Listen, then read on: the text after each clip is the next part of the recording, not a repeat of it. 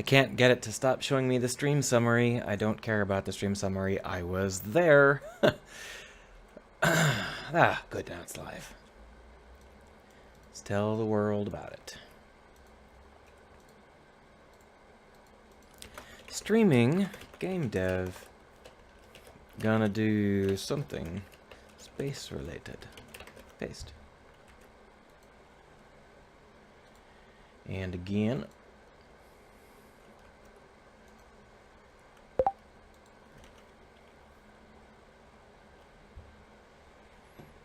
There we go. I didn't get any sleep last night because I thought of some really, really polished ways to do UI for games that aren't like this one, and it kept me up, and that means that I'm currently operating on about 3 hours of sleep, which is not enough for me. So I'm going to be very stupid today, which means it's probably not the best idea to go and do anything terribly complicated in this game engine. So what I was thinking about is we could make some more things you can staple onto your ship. I see that someone is honking. There's a storm outside right now. It's pretty miserable. And someone's trying to make it worse by continuously honking. So we have two basic options when it comes to things you can buy for your ship. One option is that we can have like add-ons and make your ship bigger and bigger and bigger. The other option is we can tweak the existing elements to be more powerful. I think add-ons are more fun. So let's go ahead and create an add-on. And to do that, we are going to clone one of these cowlings, these structural cowlings. Come on, there we are. I think we want to clone that guy. So we'll go ahead and copy and paste. And then we will switch over to the new control system and put it on the side. Is that sideways? Yeah, it is. Okay. I'm in a really... The camera is a little bit wide at the moment, so it's a little hard to tell exactly what's going on, but that's okay. So what we're going to do is we're just going to staple this on top of this, like so, and then put another copy of these engines. Come on, engine. Is it inside this barrel? Yeah, there it is. No, those are the strafe jetpacks. I want the actual engines. Ah, there we are. So we'll just duplicate this rocket thruster, drop it inside the cowling, set it up to be in the middle, and rotate it into position.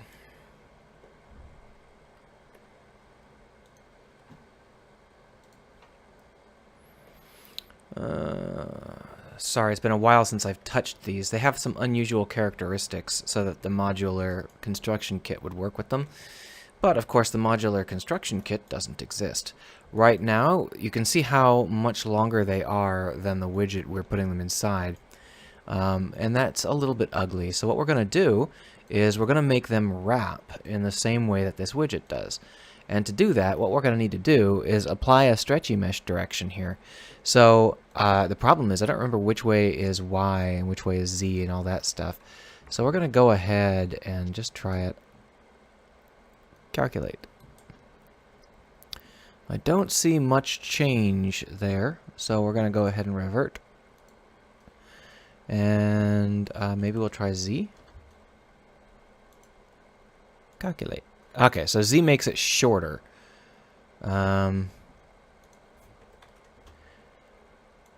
Reset.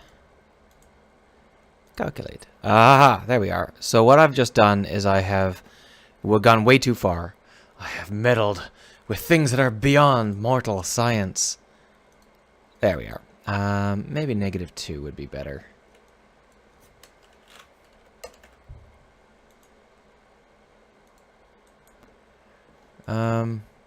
So the problem is that's actually expanding them rather than contracting them. So if I were to want it to skew, I think that -3 would be right. I just don't see it happening. It doesn't seem to be doing anything. So I pull this out. It's not actually stretching. It may be that I have this set incorrectly. Let's go ahead and try it. No? Oh, well, that's definitely X.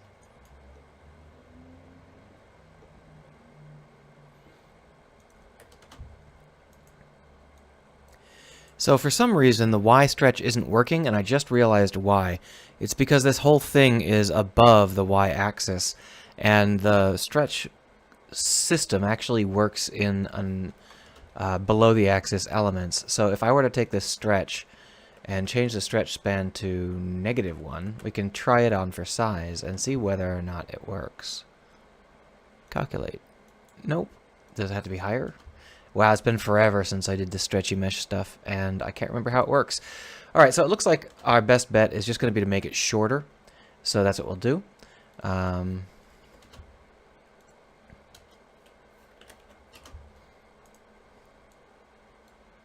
we are, nice and short. And then we'll stick it in and we'll just do the best we can with this. But if we take a look at this module, you can see that the values here are -1 and 1 and 0. Let's go ahead and just try that out, see whether that'll work. -1, 1, and 0. Or was it the other way around? No, that's good. That's it. Let's go ahead and try it on. See whether or not this does the same thing. It does not, because this is not located below the z-axis, and I forgot to put in something where the z-axis actually works. So I can stretch it on the x-axis, but I can't skew it on the y-axis just because of the nature of the beast. So you can see that the stretch offset pulled in this snout a little bit. Oh, no, I guess it didn't. I just me hallucinating. Okay.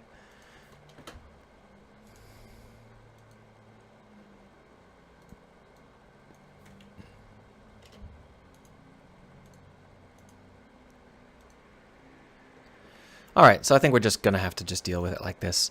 And what we'll do is we will simply move it back a little bit more and maybe attach a short cowling to the back here somehow. So if we grab one of these other cowlings here, they've got a lot of stuff attached to them. So what we're going to want to do is actually duplicate this cowling here. Come on.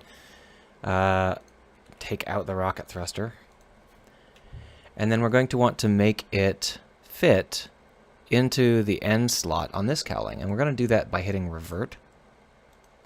And you can see that that's the natural shape of the cowling. Like so. So if we can shorten this cowling, it will work fine. So if we do -3 and 3 like this, and then hit calculate. Oh, z-axis is different. Okay, so that's fine. We'll do a -3 and 3 and see whether that does anything. Calculate. There we go. Nice and flat and fat. Drop that in here so that they're all one big happy object. And now what we're going to need to do is add in a buyable object class so that this thing can get bought.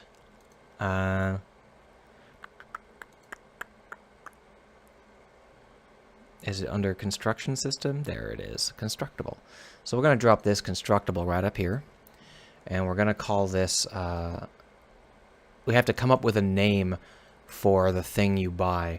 So for that, what we're going to do is we're going to make it so that when it's constructed, it turns itself on. And when it's not constructed, it turns itself off like normal. But we're going to need a key. So we're going to go ahead and call this more engines. And then what we'll do is we'll duplicate it and flip it, like so.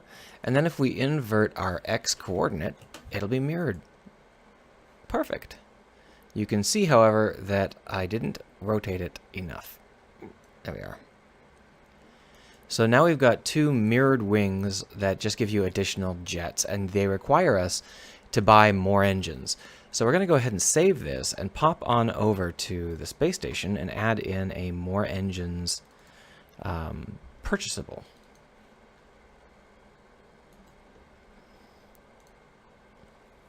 All of these buttons can be, well, that's fine. So this is going to be something, we're just going to delete all of them. And this is the one that we're going to want to duplicate because it's got the stuff built in. So we're going to want to put in more engines. And the cost of more engines is going to be more than just metal. We're going to want to put some other stuff in it too. But I can't remember the names of the other thing we get, so I'll do it in a minute after I figure out what we get. And obviously we're going to want to change the text to more engines. Okay, more engine is fine. Say, stick some more engines on. Save it, hit play. So when we launch, we're going to see that we don't have the additional engines because we haven't bought them yet.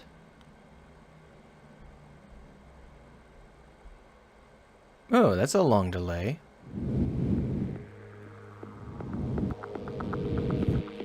And then we're going to go return to the carrier here, buy the engines, and launch again.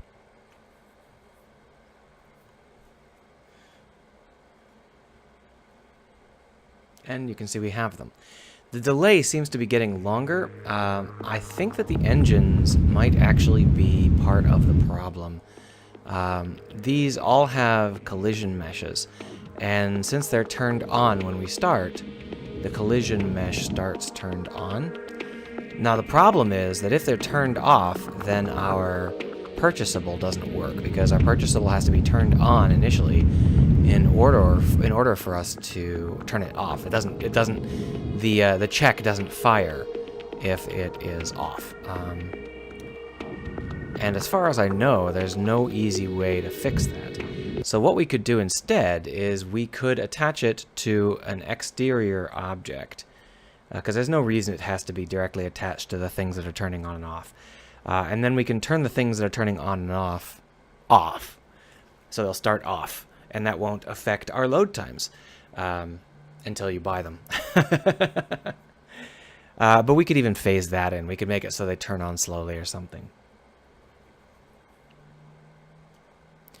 So to do that, we're going to need to come up with a pack, and we're going to put it inside the player's ship just for the sake of making it make sense, right? So we're going to call this the buyable manager. And then what we'll do is we'll grab the structural cowling here, and we'll drop this script onto our buyable manager. And we can go ahead and actually make multiple things inside of it now that I'm thinking about it, because we don't want everything to be on one object. It'd be just a little hard to manage. We're going to remove it from the other one. And then what we'll do is here, call this more engines, and we'll drop in another set of these, which are just pointing at the other cowling. Come on. But do the same thing. We could also make them children of each other if we wanted to prevent this, but that's fine. It's fine to just have two arguments. And so when this is on, it'll automatically run, and we won't have to worry about anything screwing up. But what we're going to want to do here is make sure these cowlings are off by default. We're going to want another one for the scanner. So if we were going to put in another empty object for our scanner, then we'll go over to our scanner, which is right here, and we'll drop this constructible onto the scanner, like so. Poof. And then we'll turn off the scanner by default, so it doesn't cause any load delays. That should work fine. Let's go ahead and try it out.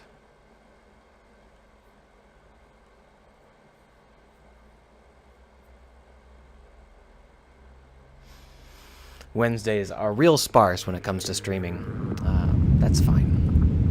I'm too stupid to actually, too burned out from not getting any sleep. So I won't be doing anything terribly interesting, but let's go ahead and buy these things and then launch. The resources don't update when I buy them. I'll have to fix that. So you can see that the load is a substantial delay after that. And it might be the stretchy mesh. Maybe. Well, I don't know. I'll figure it out later.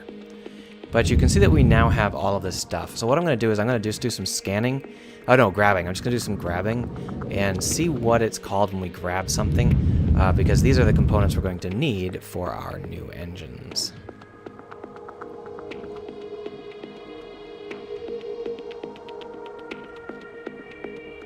Spare part. Okay.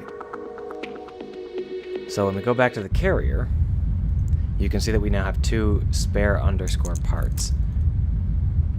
We've got this error here, which we'll open up in MonoDevelop and see where that is. Light in lights. Set brightness, light in lights. Light actually grabs... Oh, that's the problem.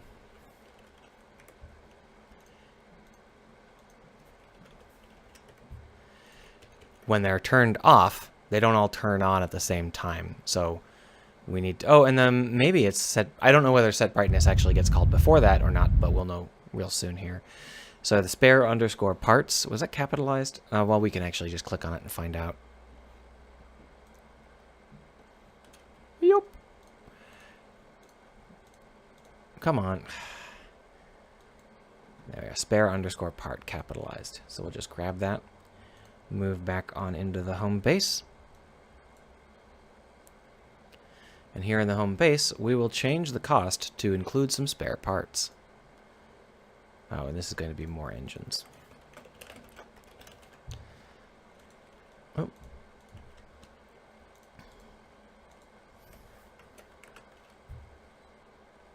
We'll make it cost 4 spare parts so that you have to actually go searching. So you can see that we can't click anymore. I should update it so that it says the price correctly, though, so we'll go ahead and do that. Cost 50 metal, 4 spare parts.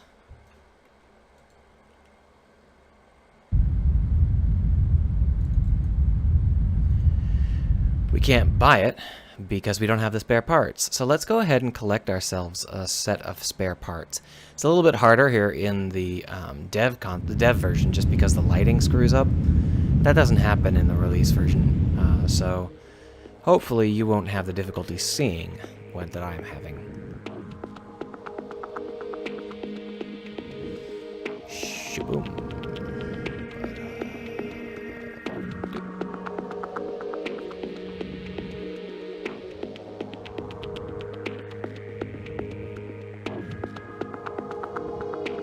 Oh no, I broke the arm.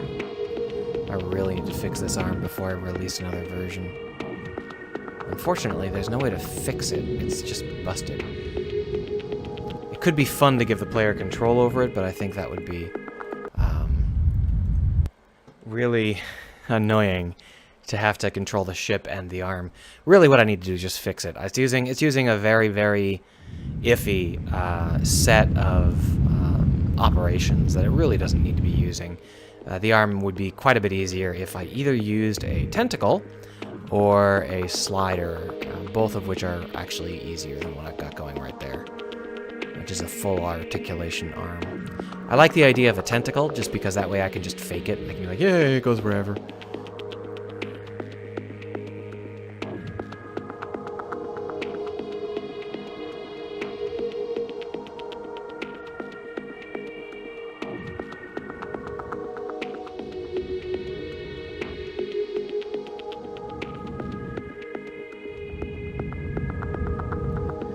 But one thing's for sure, I don't think I'm up for riding a tentacle arm today. On the other hand, it's a new system, so if I screw it up, I can just delete it and start over. So let's go ahead and ride a tentacle arm. So in order to ride a tentacle arm, we're going to pop over to another scene, because we don't want to foul up our main scenes. This is our workshop scene, and so we can just stick stuff in here without any worry about it contaminating anything else. And what we're going to want to do is create a tentacle structure.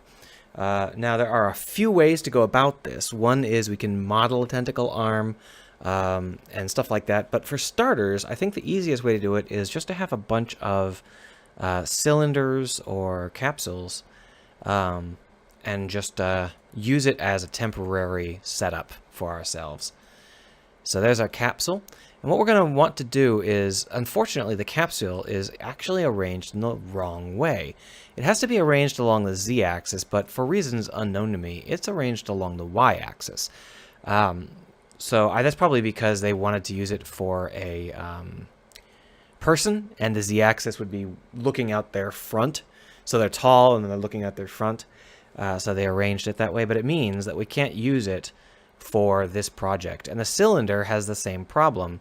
This is the axis that actually is forward on these So none of these are going to look very good when we use them, but that's okay. We'll go ahead and just make it look bad for now, and we'll make it look good some other day. So if we do this, what we'll do is we'll stack them inside each other. This is the structure that bones in armatures typically have. So basically, these are placeholder bones. And then what we'll do is we'll just sub in a mesh with bones when we decide we want to. So here we have some arbitrary length, and each of these is going to be a something that can rotate in any direction in order to try to reach where it's trying to go. We're also going to allow them to compress. Now, it's going to give it some unusual sort of characteristics, but hopefully that'll be okay. Down here in our scripts, we're going to start up a new robo-IK script. If we take a look, here are the robo elements that we currently use, but these are like really aggressive. So we're going to want to go ahead and actually start with a new set of robo joints and some kind of robo arm to control them. So we're going to go ahead and just say tentacle. And that's going to include all of the joints as just tentacle joints. Put it in the robo-IK setup here and put in some comments. A tentacle has any number of joints, all of which are identical. Ball joints.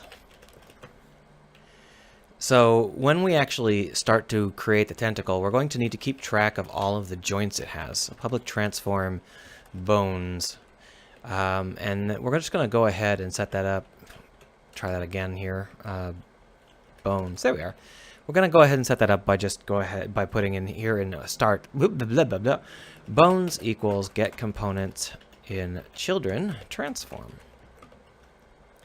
And it will get literally every single child and just arrange them in order. Now this is it doesn't really matter whether it's a depth first or breadth first search in this case, but we know that it's going to go in cylinder 1, cylinder 2, cylinder 3, cylinder 4, cylinder 5 order. Because whether it's breadth or depth first, that is the order that you'll get. There's only one branch on this tree. So when those bones have been configured, we are also going to need to have a tip. So public transform tip. And the tip is just going to be the last bone. Tip equals bones.length minus 1. There we go. So that's all we really need in order to get started. But what we are going to need in order to actually move around is a destination. Public transform target. We might change that over to a vector3 later or something similar. Doesn't really matter. We can figure that out later on. So once we have a target in mind, in the update we can move towards it. So if target move towards target. Public void move towards target. And what we're going to want to do is have our system attempt to approach the target. Now, normally when you're doing IK, what you do is you do iterative solving. So you basically try to move towards the target inch by inch by inch. What we're going to do here is a lot simpler. We're just going to stick the tip on the target. Tip dot position equals target dot position. So the reason we're going to do that is because we're going to move the tip, we're going to lerp the tip, and then we're just going to permanently anchor the arm to that element. So it'll look like it's IKing towards the target, but what it's actually doing is it's just going to smooth out the joints between the base and the tip, with the tip always being exactly where we want it to be. This is a cheaper operation, and it will produce a much more reliable result. Moreover, it'll be really useful for adding in things like pipes and cables to our spaceship. So this is going to be a handy-dandy way to set that stuff up. So we're going to drop a tentacle here onto the top. Oh, come on. Boom. We're going to go ahead and create a new object. Just how about a cube? And this cube will be where we are trying to go. So we'll just put it over here somewhere. And what we could do is maybe do this like in debug mode, but it's probably best to just hit play.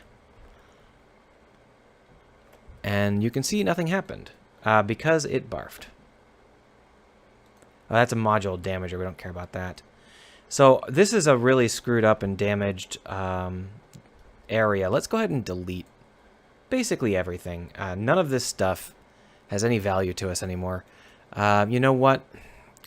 Why don't we just rename this scene and start in a new scene here? So we'll just go ahead and copy these. And then this scene is going to be called Archive Old Spaceships. Or we can call it Ship Graveyard. There we go. And then what we're going to want to do is create a new scene. Hooray. Which we are going to call Garden. Because Garden is what I always use for our test setups. So here we have our cylinder, and there's the cube, which shouldn't be part of the cylinder. There we go. The main camera is just pointed in the middle of nowhere right now. So what we're going to want to do is just move, well, technically these are what's in the middle of nowhere. We're going to want to move these to directly in front of the camera so that we can see them when we hit play instead of having to move around a whole bunch. So here's our camera.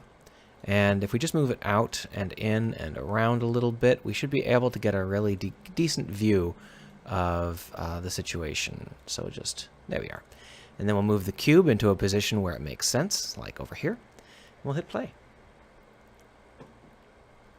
So you can see that the end nodule is now inside the cube. But we aren't actually smoothing our joints to catch up. So what we're going to want to do is add in that smoothing. Again, this is not going to be an iterative solution. We are going to, bam, smooth it. So the way we're going to do that is we're going to come up with two lines in 3D space and then simply curve between them. So our lines in 3D space are going to be rays. We don't have to use vector 3s. We can use rays. So ray start line is going to equal bones 0, or we could just say R transform. It's just us. So transform new ray, I suppose. New ray transform.position transform.forward, and then ray end line equals new ray. So here is where we are going to come up with something a little bit different, because we definitely know where we're trying to go. That's tip.position. But what's the orientation of the tip? It can't just be the tip's forward orientation, because if the tip forward orientation stays the same, then that means that we're going to remain oriented the same. Well, we'll go ahead and figure that out later. For now, we will use the same direction. And you're going to see this is going to create a sinusoidal S shape, which is maybe good, maybe not. We'll have to figure out exactly what we want to do with that later. But we just need to smooth between the start line and the end line. So to do that, we're going to go for int a equals 1. A is less than bones.count, .length. A++. It's actually not even that. It's less than bones.length minus 1. So we're not going to be moving the first bone, and we're not going to be moving the last bone. I guess you could say the 0th bone. So that's because they're where we want them. The first bone is the base, and the last bone is the tip. Those two are in the places we want them to be. But what we do need to do is figure out where on this curve these bones are supposed to be. And for that, we're going to need to figure out a percentage. And so what we can do there is we can take A and we can divide it by bones.length. However, I'm not sure if I have to divide, or I mean, if I have to add something or something similar. I actually can't remember. But I think I definitely have to put some floats in here. Otherwise, it'll end up as 0 every time. There we go. So that's more or less the percent we need. We may change that later. So what we're going to want to do just to test this out is, hey, bones a dot position equals, and then we're just going to do a raw lerp here. Vector 3 dot lerp transform start line dot origin end line dot origin percent. So that's going to create a straight line because we're not currently using the direction of the ray to influence the position of the bones. That'll be the next step once we've tested this. So it should be like just a ray. Yep. So I do in fact have to subtract 1 from the bone's length here, which isn't too bad. Just -1. I should zoom in. I keep forgetting. Sorry about that. There we are. So that is a straight linear line between the two.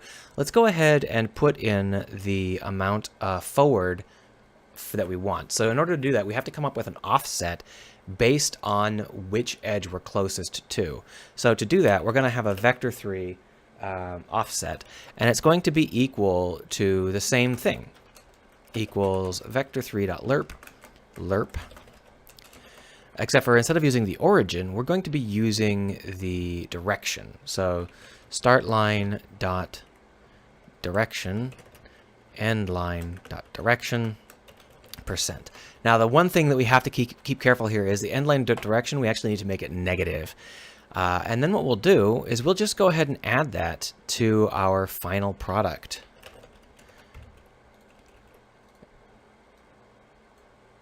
We could also add it in as a lerped value, I suppose, but, you know, let's go ahead and take a look at this in 3D.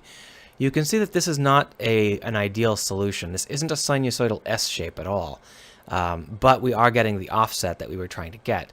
The problem is that that offset is not being calculated correctly at the moment. What we would really need to do, I think, is to have it so that it skips the middle area a little bit more. Right now we've got a linear percentage, as you can see here. What we're going to do is just go ahead and say %. I'm trying to figure out the best way to do this. If I want to make it more towards the zeros and ones, I guess I can just get... I'm sure there's a mathematical operator for this, but, or, you know, a simple operation, but I don't have it off the top of my head. So I'm going to say if % is less than 0.5, then % times equals %, else % divided by equals %. And that's going to be a little bit slow, just because you're dividing something, but I don't care. It's not going to be slow enough to matter. So now you can see that what we've got here is a sort of different setup, including a cylinder at the end here, which is overlapping with itself. You can see there's 2 cylinders here. So cylinder 3 is here. Come on. Oh, it's just pause. Pause. Cylinder 3 and cylinder 4 are here and here. So cylinder 3 and cylinder 4 are on top of each other. So this is not working. Let me think for a second. I've obviously gotten this wrong somehow. What happens if I square it here? I'm trying to give it a natural, relaxed shape without any real expensive computations, and it's not... I'm sort of thinking that this offset needs to be multiplied by the length. So up here we'll just say float length equals transform.position minus, or we can go ahead and say start line dot origin minus end line dot origin dot magnitude.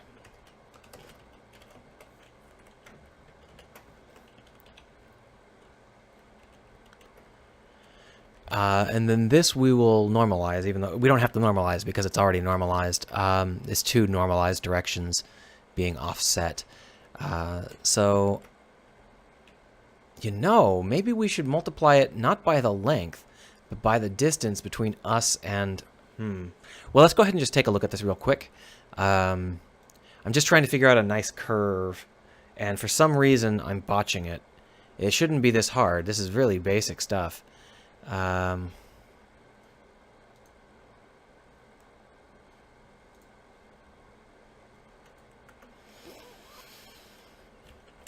So the 2 curves, this is a very, very basic thing. I've done it hundreds and hundreds of times. I'm not sure why I'm screwing it up. Basically, we have to determine our position. Oh, so normally what you do is you determine your position along the line. Okay. So what we're going to want to do is determine our position along L0 and L1. So that's going to be start line dot origin plus start line dot direction times percent times length. And then we're going, yeah, that's correct. And then we're going to want to say vector3 L1 equals endline dot origin minus endline dot direction times percent times length. And yeah, that's correct. And then over here, we're going to be using those instead of these.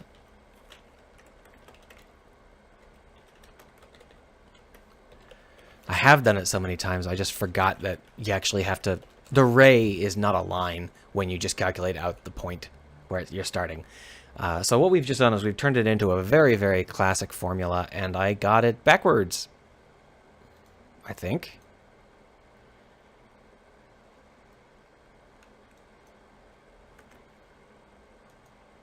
Oh.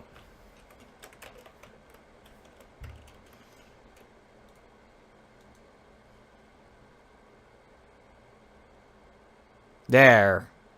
It is unfortunately super linear, which is a little bit odd. I didn't expect it to be this linear. I guess it would be. So we're back to where we started. I think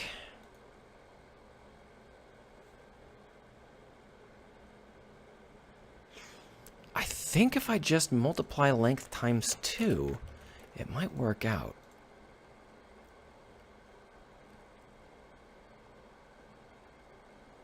No, it didn't change anything. Oh, because the normals are in exactly the opposite direction. But I want them to... Oh, you know what I should do? Instead of percent, we're going to do math.pow, mathf.pow,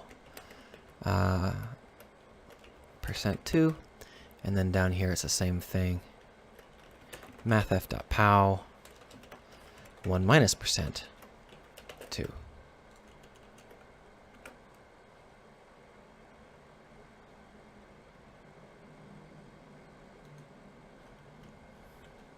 Ah, good, good. This is exactly the opposite of what we want, which is a good sign, because it means that all we have to do is change this. So squaring it is obviously the wrong answer, and what we probably want to do is take the square root instead.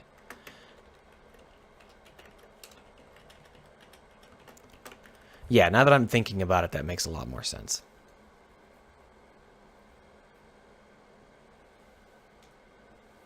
Okay, okay, that's better. It's obviously still not ideal in terms of making sense, but if we were to continue to duplicate cylinders and fill in the gap, let's take a look at how it might look. Now remember, these are bones. So what we're trying to get here is some bones. It looks like the square root might be too severe because everything is clustered in the middle really aggressively, as you can see. So what that means is that down here, we're very close to being at 0. It's like 1 divided by 8 or whatever. And up here, it's 7 divided by 8. And it's strange. That shouldn't be as aggressive as it is.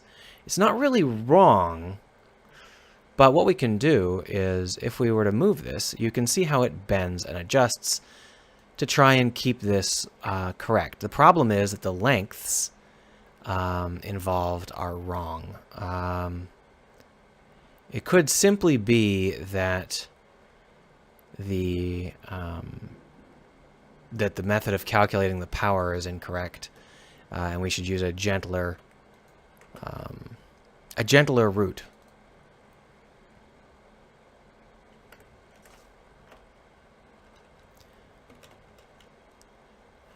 I can't remember if square rooting is just power minus 2.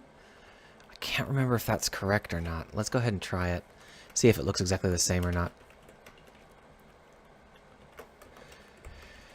But this seems like it's not right. There's something very basic I'm overlooking here, and that's definitely not right. Okay. So what we're going to do here is we're going to take the square root.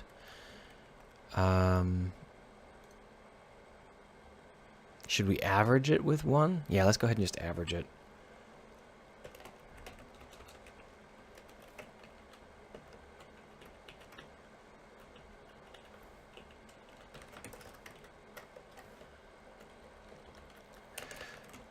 The problem is I'm trying to keep it relatively light, because we might have a bunch of these, and square roots are not very light, but you know what's definitely not light? Raising things to a negative power.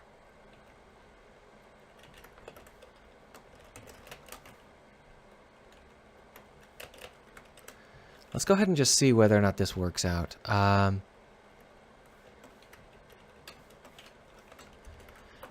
don't like this kind of hacky math. There's something I'm missing.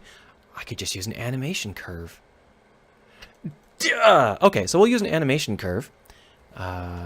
Public void animation curve. Oh, come on, public animation curve is what I meant to say. Public animation curve. Curve. And then down here, what we'll do is, rather than all of this nonsense, we're just going to go ahead and take the curve as value at percent. So float percent, and then we'll say percent equals curve dot value at percent. And then here, we'll just go ahead and go back to what we were originally doing, which is percent and 1 minus percent.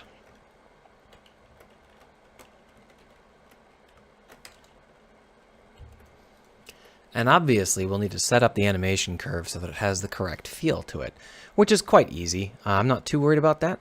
We'll just go click on it and then give it a nice sinusoidal shape. Ah, that's better. So whether or not this is good or bad is actually pretty close to irrelevant, because we can adjust it. But you can see it's a linear shape. We're not adjusting it based on the curve enough. And the problem with this is that I think we do still have to square it, because we're getting it evenly balanced. It's percent and 1 minus percent. And I think that in the end, that's going to always equal out.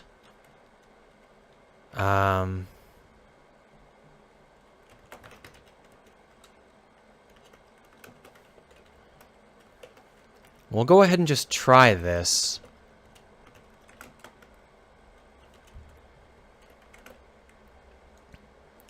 Wow, I feel really dumb. I did warn you. I only got like 3 hours of sleep. Aha, there it is. There it is, everybody. That is what I want. Thank you. And you can see that if you adjust it, the whole thing adjusts to match whatever plane you're on. Now, if we just adjust the tip, oop, that's not adjusting the tip, that's stretching it. There we are. You can see that that also just works. So the next step is to make sure that the forward orientation is pointing to the next bone in the chain. So let's go ahead and do that right now. We are just going to go through each of the bones again at the end and set their forward orientation. So vector 3 delta equals... So the question is, do we want to set their forward orientation to the next bone or the previous bone, or halfway between the two? Let's try it to the next bone first. So bones A plus 1 dot position minus bones A dot position. And then we'll go ahead and say bones A dot look at... Oh, we can just say look at. Bones A dot look at bones A plus 1 dot position. Let's see whether that works.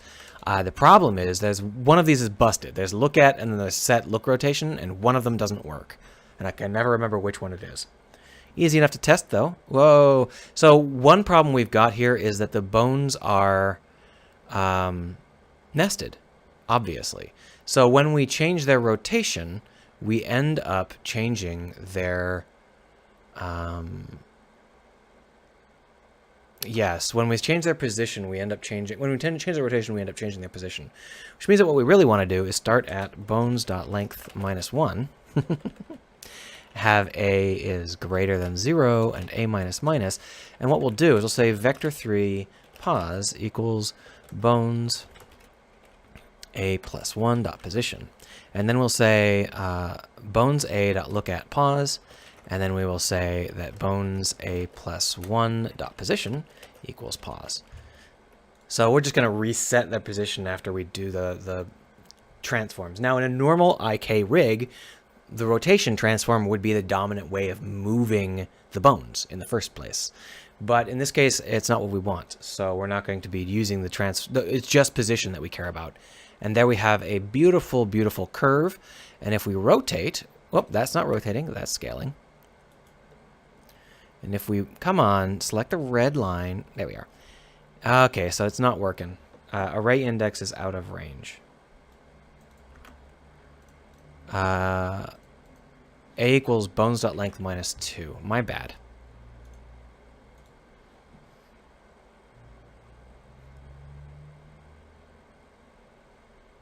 Why is it doing that?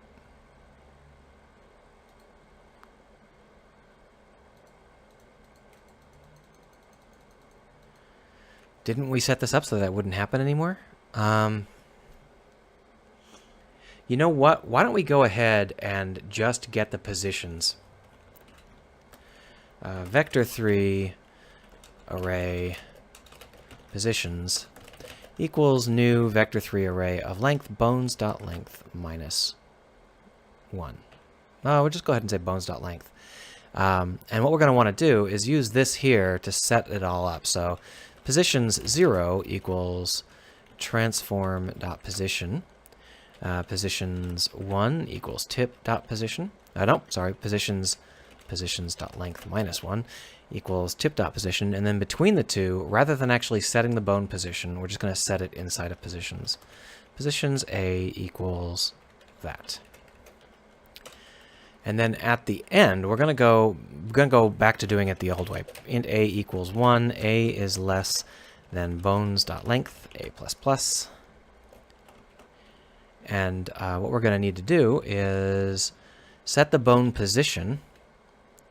So bone A dot look at positions A plus 1, which is only true until here. There we go. And then we're going to go ahead and say bones A dot position equals positions A. I gotta reverse those. There we are. And then what we're going to want to do down here is say bones bones.length minus 1 dot position equals bones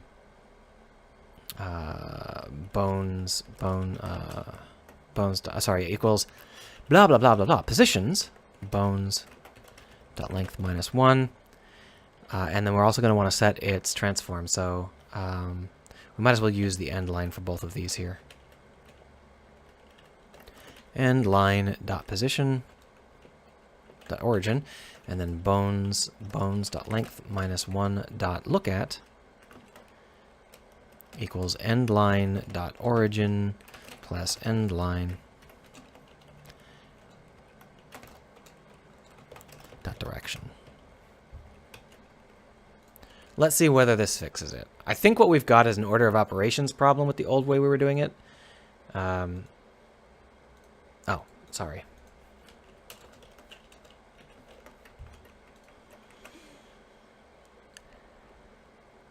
Hit play. Okay, so now let's go ahead and test and see whether or not this works rather than barfing. Oh, good. Look at that. It works great. So we do have a snapping issue, as you can see.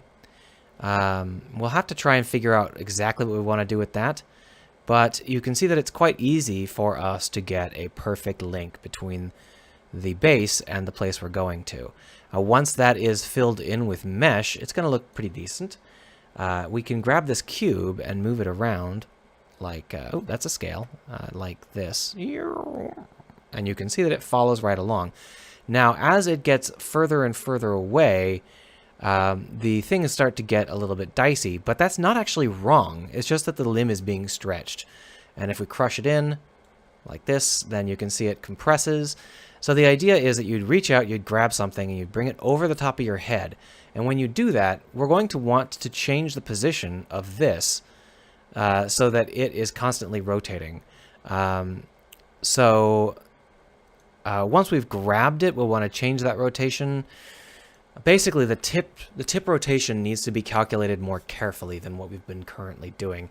And I think what we should do is set the tip rotation equal to the delta between the tip's position and the start position. Normalized, of course.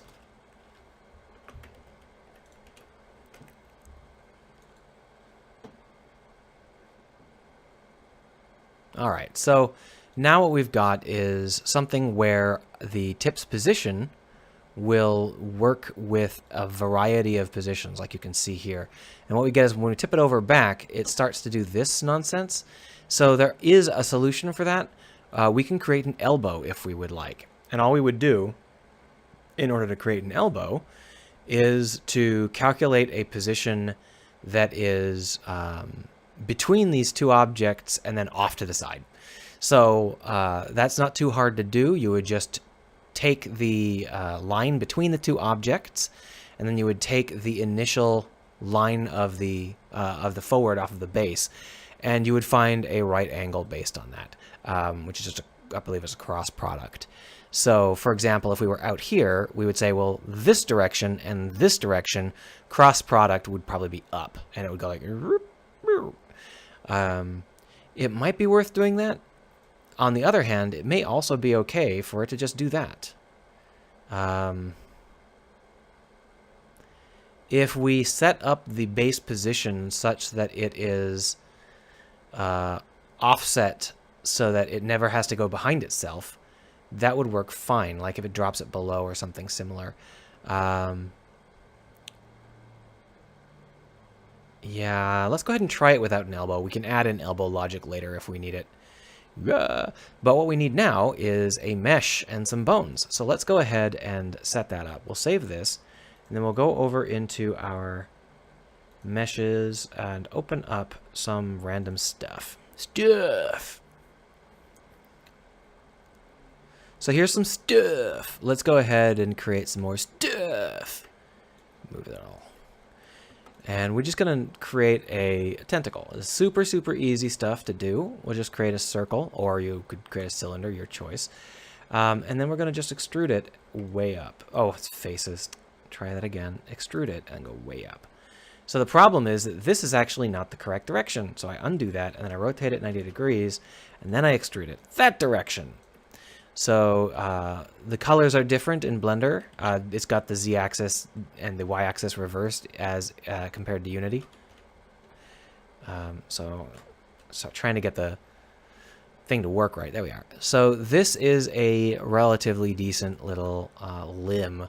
And we can make this as long as we need it to be. It doesn't really have any sort of specific limits in mind. But the key here is that we need to have the tip be something kind of interesting that looks like it can grab. Also, we need to invert all of these normals. There we go. So if we do that, we can grab this guy. But I think our best option here is to do something a little different. What we're going to do is we're going to use a segment that is 2 meters long and then has a built-in notch for visuals, just so that it looks cool, right?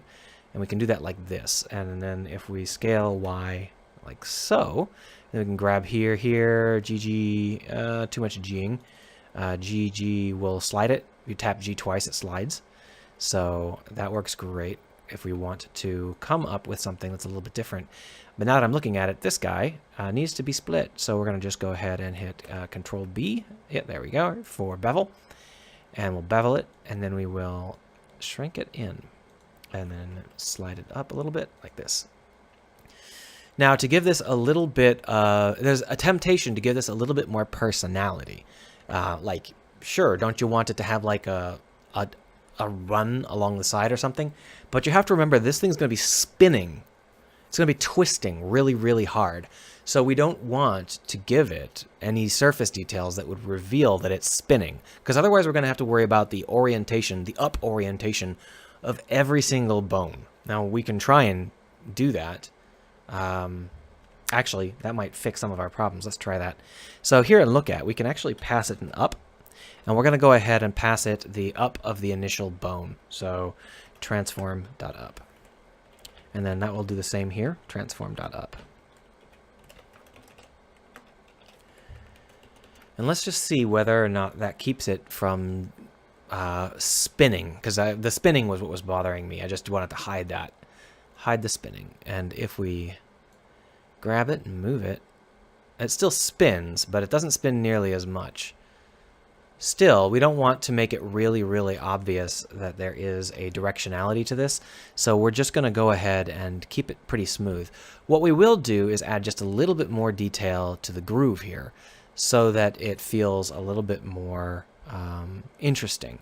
So to do that, we're just going to extrude in right there. So it'll just be a really, really tiny little dip, like so. We're going to want to make this whole thing smooth, and we're going to want to add in some unsmoothing as we see fit. So we'll go over to line select and select these lines that should be not smooth, and we will tell it that those are sharp. That did not work. That's interesting. It worked. Oh, I can also turn on auto smooth here. There we are. Better. So that's relatively decent. And we'll just go ahead and unwrap that just so we have an unwrapping. We don't really care what it looks like because we're not going to be using a UV map on it. But for the sake of doing math, it's better to have one.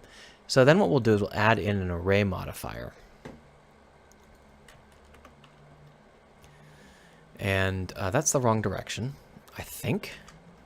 Is that the wrong direction? It's not. Okay, I put this on the wrong direction. So I'm going to move this and flip it. So if we undo what we just did and then we rotate X around the 3D cursor, there we go. And then we'll go ahead and put this here. And we can just increase the count to whatever we would like. No, wrong count.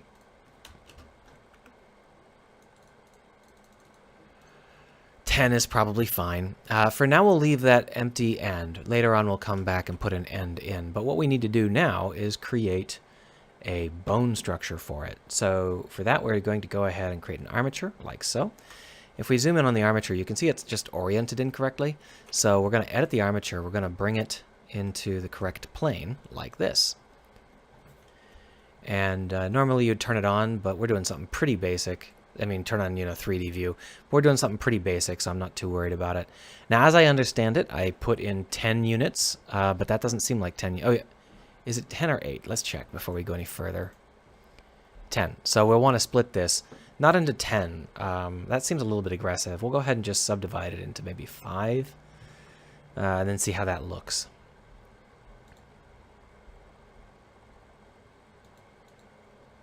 Where's the subdivide button? Oh, I wasn't in edit mode. Okay.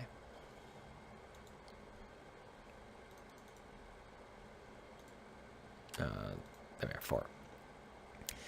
And then if we go over here and then also select the bones, so select this and then also the bones, parent with automatic weights. Now, if we go over to the bones and we do some moving around in pose mode, okay, let's turn on X-ray so we can see it. We can now see that there has been no change because it didn't work. That's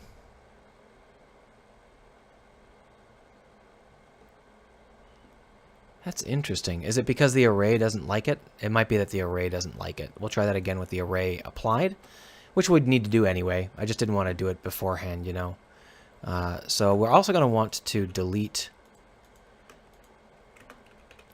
any shared verts so that we don't get any splits. Yeah, So parent with automatic weights and try one more time. There we are. That's better. You can see that it has this kind of gloopy flexibility to it. We may want to change where it's flexing because it's currently flexing kind of at a place where it's really obvious. I think we may actually want to have full bones here. Yeah, okay, let's go ahead and try this. Let's just add in a tip real fast so that we know what we're doing here. We're going to modify this end piece so that it's gripping that ball at the very end. Because that ball at the very end is... no, that's not the final bone. The final bone is actually here because of the way it's represented. So we're just going to go ahead and delete some of these elements like this. And just work our way back until we reach a point like this. Change it to center. No, that's 3D cursor. Median point. And we're just going to go ahead and create something that is kind of vaguely claw-like. We're not worried at the moment too much about how it looks. We just want it to exist so that we can see what's going on, right? And to do that, we're going to want to create something like this, and then we're just going to put in some missing bits or creases. And let's see whether or not it's smart enough to do a proper deselect. Select, deselect. It's not. Okay, so what we're going to need to do is get rid of one of these here, and then just do it on this guy. Checker deselect. There we go. So with this checker deselect, we can then extrude to create some unusual patterns, or we can delete. So if we delete, then we will have like a hollow setup, whereas if we extrude, we're going to have something that's more bony. I guess deleting is probably better. Just do it like this. Now if I select this, it doesn't select everything, as you can see, which is kind of a pain, but it's not too bad, because I should be able to select the entire front line like this and then hit Control plus. And you can see that that has need to be in. There we are. Okay, so if we're in faces mode, I think it'll work. Yeah. So basically, I need it to select. Hold on, that was all correct, wasn't it? There, yeah. I need to select this stuff here, and then we can extrude. But the problem is, I only want to extrude lines, not faces. So maybe if I then deselect everything out here, is there a? I don't think there is a deselect drag option. I can't remember. It doesn't matter. There's not too much work to do to deselect them. Just. Oh wait, it's deselecting. I forgot to change into line mode. Brilliant. So. So Control does this, which is kind of what I want. But how do I make it? Control Alt? No. B Alt. Okay, so if there is a way to do it, I don't know it. We'll just do it manually.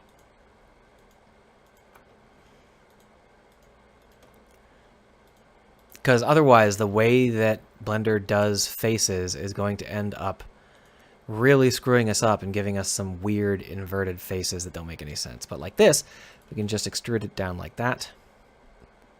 Boom. And then we can even close it off if we can deselect that entire area. And we can. We just go to the side, turn on this. Oh, wait, we can't deselect it like that, but we can select it like that. So we'll just go ahead and select it like that.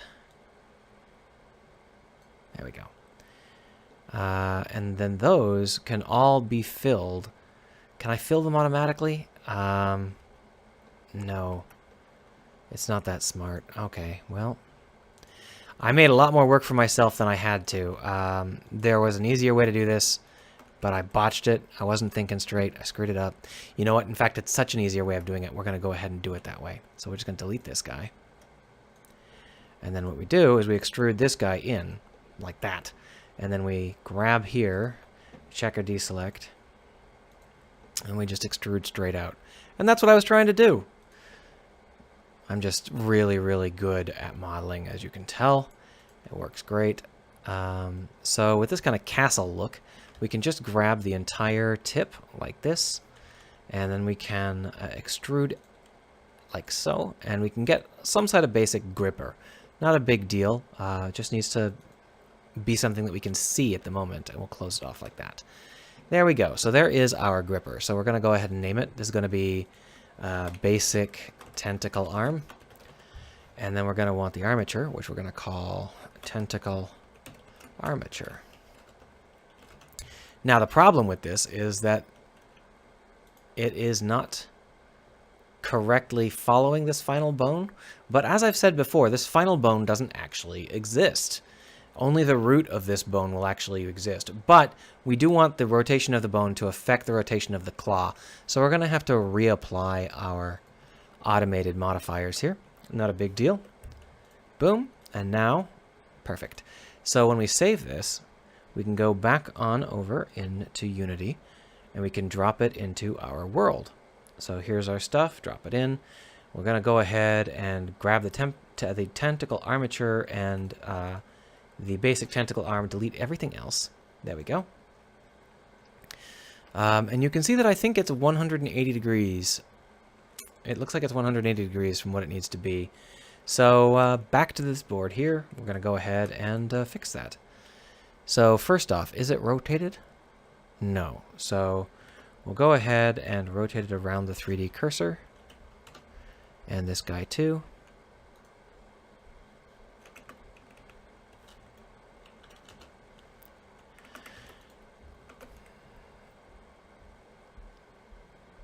Flip for us. You're not going to flip? Okay, let's put stuff back in here. There. So, delete this stuff. And that should be... Did I not apply? I bet I didn't apply. Did I? Apply. Well, that was done in edit mode, so that one's fine. But this one needs to apply rotation. So let's make sure that this is actually hooked up by grabbing a bone and rotating. Let's grab a bone inside of a bone. Woo! Yeah, it's hooked up. Good. So what we're going to want to do is we're going to want to put our tentacle arm script right here. So we'll just grab it from the robot IK tentacle and then drop it in. And the curve, we were using this default curve. It looked pretty nice. The target is once again this cube. And that should just work. Let's try it out. Boop. So you can see that we've got some rather bad skewing involved. And I think that's probably because our tentacle arm is so much larger than the normal setup. So if we move... No, it's really... I think that it doesn't understand which direction forward is. It's pretty clear that at some point this rotation got borked. So this is unrotated, this is unrotated, and you can see that it's going along the y-axis, and that's the problem. So maybe I did this wrong. Let's take it out of pose mode. It's not rotated or anything.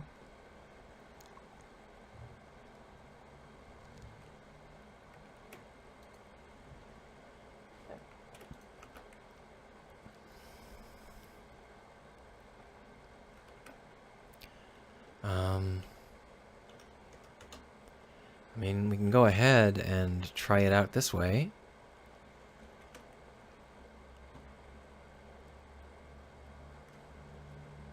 I did apply the rotation, right? Okay, let's go ahead and try this one more time here.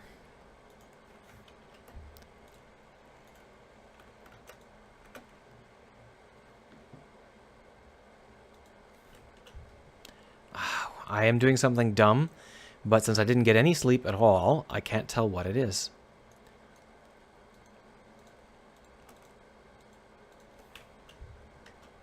So if we take a look, this has been rotated, and if we unrotate it, you can see how it's along this blue axis. That's what we would like. So we'll just go ahead and drop it in this bone here, but you can see the bone has a rotation as well, and maybe that's what was confusing us. So let's drop in a script right here.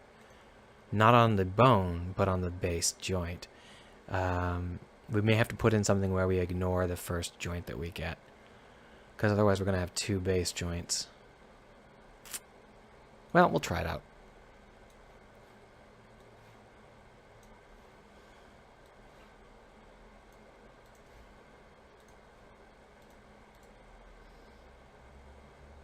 Yeah, that's better. Still not oriented correctly. It's all off by 90 degrees. You see that? I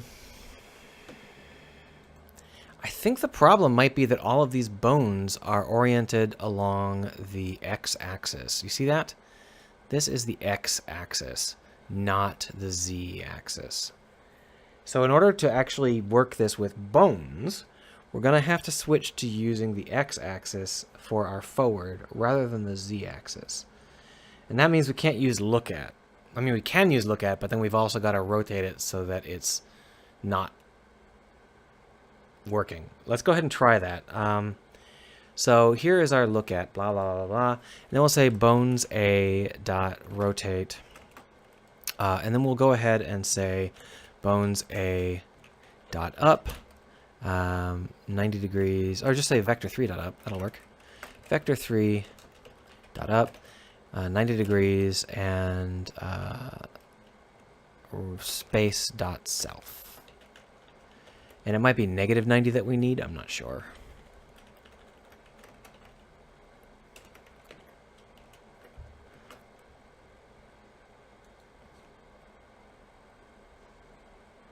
Oh, there we are. Better. Much better. But as I said, we now have this issue where it's no longer rooted correctly because we put it on the base tentacle armature rather than on the first bone. Just move it to the first bone and see whether that barfs. It seems to have barfed. Alright. So it should be on the base tentacle armature because we're using forward. If we switch over to using right, I bet it'll work fine. Do we have any other forwards? No, that should work. Cheese said something, but I'm not sure why he said it. Maybe the chat room is busted a little bit, because that doesn't seem to actually have anything to do with what I was trying to say. So it's not right. It's negative right. It's no biggie. We'll just put in a negative.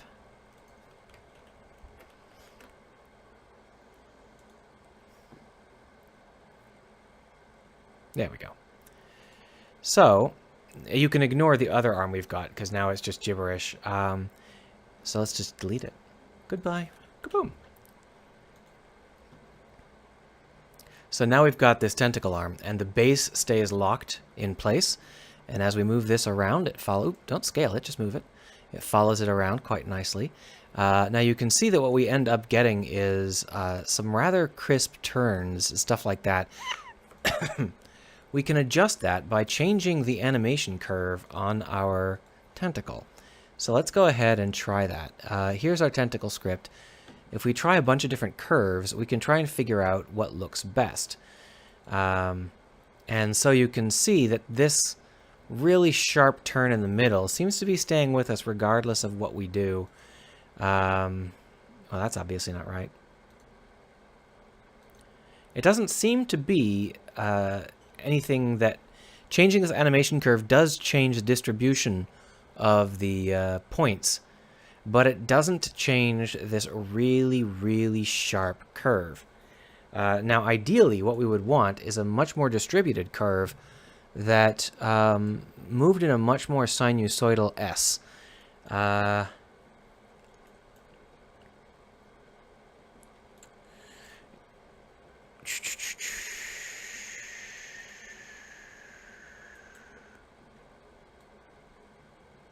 That's really weird looking.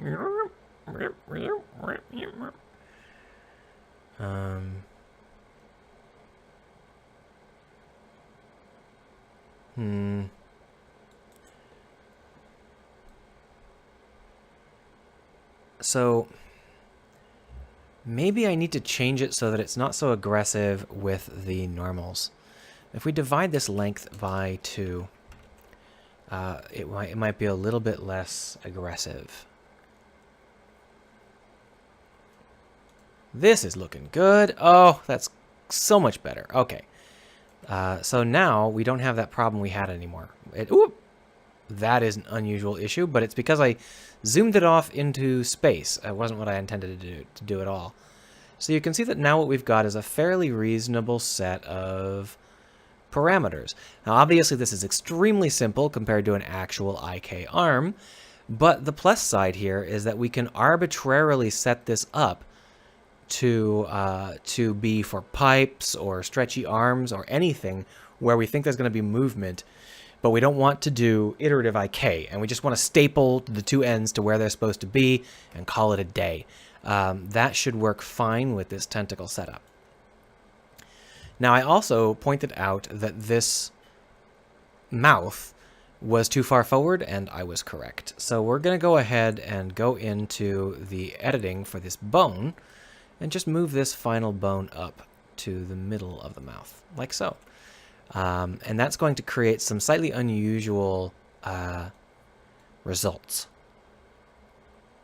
So if we look at this in scene view, we want it to be gripping this cube, and as you can see, it's doing that just fine.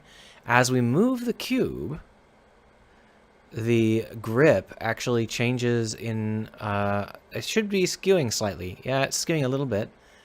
That's fine, though. I think that's okay. I can always reattach it if I need to, recalculate the normal, or recalculate the weights. But that's fine. This is all looking great. And so what I can do is we can shrink this entire thing down to a much smaller size. Or I can do it in Blender. Basically, the tentacle needs to be much longer than that. You know what? Let's go ahead and going back into here, we're going to just delete a lot of stuff. The head is fine. We're just going to punch that out into its own section. So just grab this and hit P to punch it out. Now it's something else. And then we'll delete all of these elements except for one base element down here. Oh, that's too many, I think. Let's just take a quick little look at the bottom. Sorry, I've gotten so used to using ZBrush that the Blender controls feel weird. That looks right. So we'll just delete that. Yeah, that's correct. Good. And that means that we can go back in and we can once again do our array modifier. And we'll delete the thing here. This is going to be 0. This is going to be 1. There we go. And we can just up this count. We did 10. I think that 20 is a better bet because we need it to be nice and long or the player will get annoyed. So with that in mind, we then have to move this up. Whoop.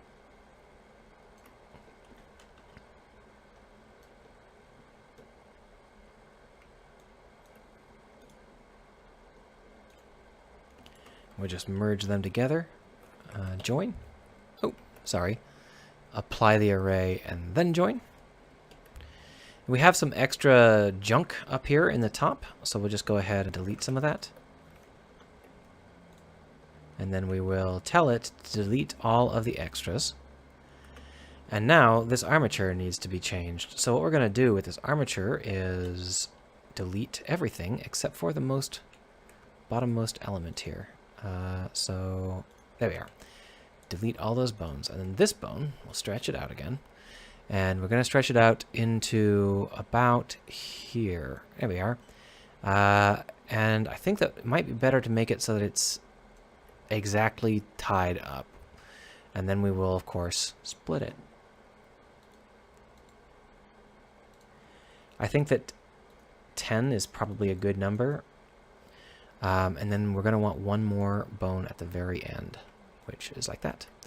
There we go, because that bone is going to be our gripping element. So if we take a look here, keep pressing F because that's what you do in Unity. You can see that this bone isn't in quite the right spot for the grip. So we're just going to move it a little bit, even though it makes it a little uneven. That should be fine. And then we'll just grab this, cement it with Control-P automatic weights, and then just check by changing over into pose mode. Yep, so save that. Head back on over. Now the tentacle armature is not going to update, unfortunately, so we're going to need to delete this and add it back in. That's just the nature of the beast. Armatures don't update like meshes do, so it's never going to be perfect. Just drop stuff back in and grab that stuff again. Boom. Tentacle armature bone. That is going to have our tentacle on it. Boom. Our curve is going to be... What did I use? Did I use a linear? No, I was using the same curve. It wasn't the curve that was the problem. Yeah. And then, of course, the cube is our tip. Target.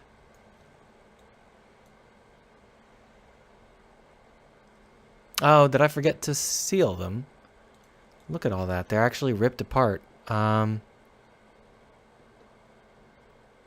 Huh. How did that happen?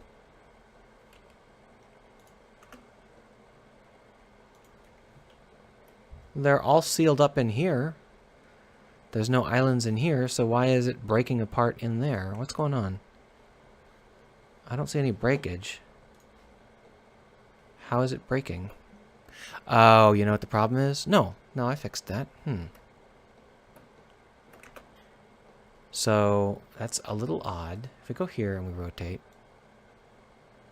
Okay, it's not breaking, it's just skewing really badly. Well, I am pointing in a weird way. Let's go ahead and point myself correct here. Hit play. Here you can see that if we adjust this, we now have a tentacle arm, but there's something screwy going on. It's ripping apart. You see that? That's not happening in Blender. That's happening only in here. And I think that the problem is that when it contracts, it is contracting in a way that folds over itself. So these are all technically still connected, but the bones have been compressed to the point where they no longer work. So I can show you this by... I can't actually transform the bones, so what we can do instead is we can grab this, and instead of doing it with automatic weights, we can do it with envelope weights. Nope, we can't. Okay, so envelope weights didn't work.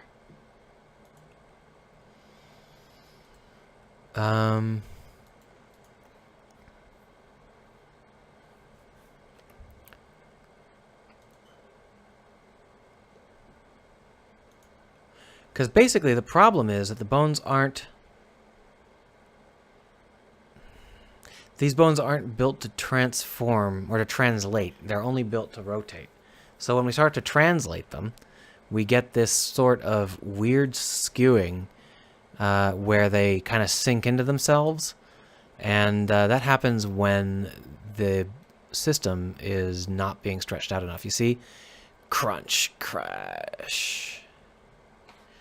And that's because the bones continue to be scaled along their x-axis at 1, when what we should really be doing is lowering that x-axis to reflect a crushing of the overall length of the bone. Now, if we do that, we should be able to calculate out how much x-axis crushing we need by calculating out the x distance in the beginning. So, protected, float, default length. Down here at start, we're going to go ahead and say default length equals tip.position minus transform.position magnitude. And then down here, with this length, what we're going to want to do is also come up with an x scale.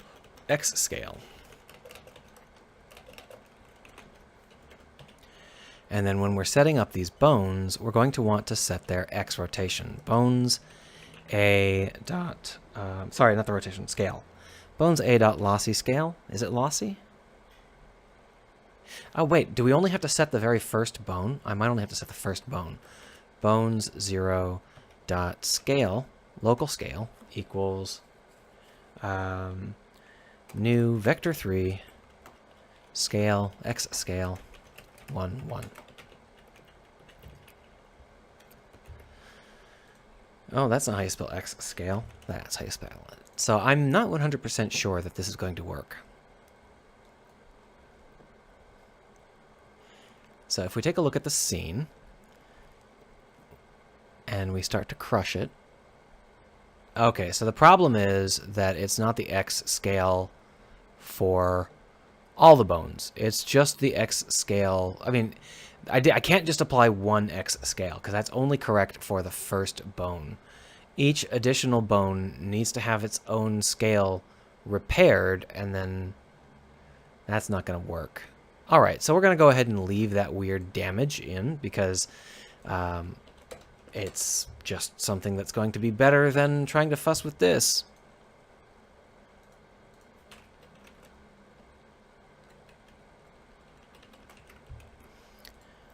And we will probably make some other choice. Like, it's okay if they stretch, so we might have a better it might be a better idea to make it shorter rather than longer. And we will go ahead and deal with that in the long run. It's not a decision I have to make now. I can wait. But you can see that that chatter is really kind of strange.